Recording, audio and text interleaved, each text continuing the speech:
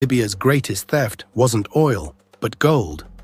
More than a decade after NATO bombs reduced Libya to ruins, Saif al-Islam Gaddafi has made a demand that Western capitals never expected to hear: return Libya's stolen gold. Not compensation, not aid, not apologies. Gold. The very reserves Muammar Gaddafi was using to back an African currency. Gold that vanished as jets filled the sky and liberation was declared. Now his son is forcing the question no government in Paris, Washington, or Brussels once asked: where is Libya's gold and who took it?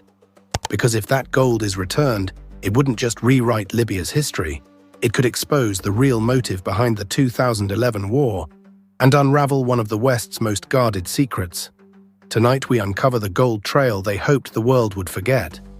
And once you hear the full story, you'll understand who actually took Libya's gold, who benefited from it, and why this demand has NATO and France panicking.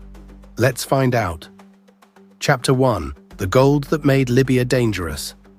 Long before the first NATO jet crossed Libyan airspace, Muammar Gaddafi had already crossed a red line. It wasn't oil, it wasn't terrorism, it was gold. By 2010, Libya had quietly amassed one of the largest gold reserves in Africa, estimated at over 140 tons. But Gaddafi wasn't hoarding it for prestige or security. He had a plan that terrified Western financial powers: a gold-backed African currency, not tied to the US dollar, not controlled by the IMF, not dependent on the euro or the French-backed CFA system. Gold, physical, sovereign, African.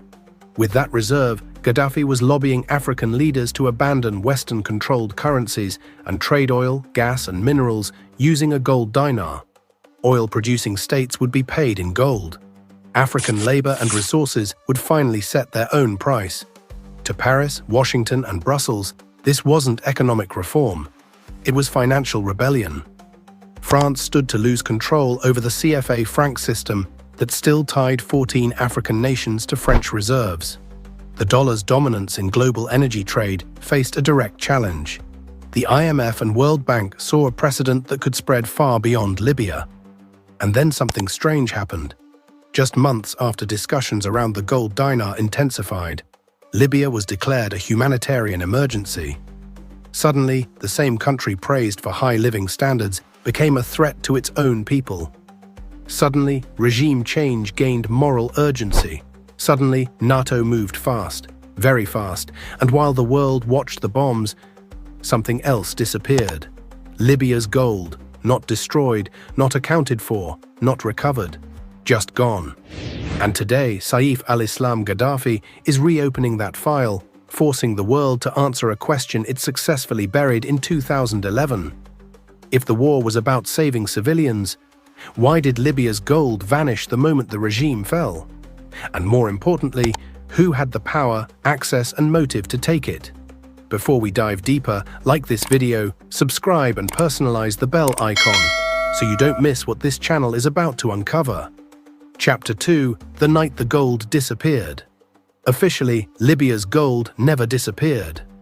On paper, it sat safely in the vaults of the central bank in Tripoli, tens of billions in reserves, quietly backing the dinar and, according to many reports, forming the backbone of Gaddafi's plan for an African gold-backed currency, breaking Africa away from Western financial control. But wars don't follow paperwork. As NATO jets roared overhead in 2011 and foreign media framed the chaos as liberation, something else was happening far from the cameras. Away from the explosions, away from the front lines, convoys began moving at night. When the bombs started falling, Libya's central banking system collapsed overnight. Vaults were abandoned, records went dark, and amid the chaos something extraordinary happened. The gold stopped being mentioned, no official NATO report accounted for it. No clear transfer to a successor Libyan government ever appeared. No UN audit resolved its fate. Instead, the narrative shifted, fast. Western media focused on humanitarian intervention, on protecting civilians, on democracy,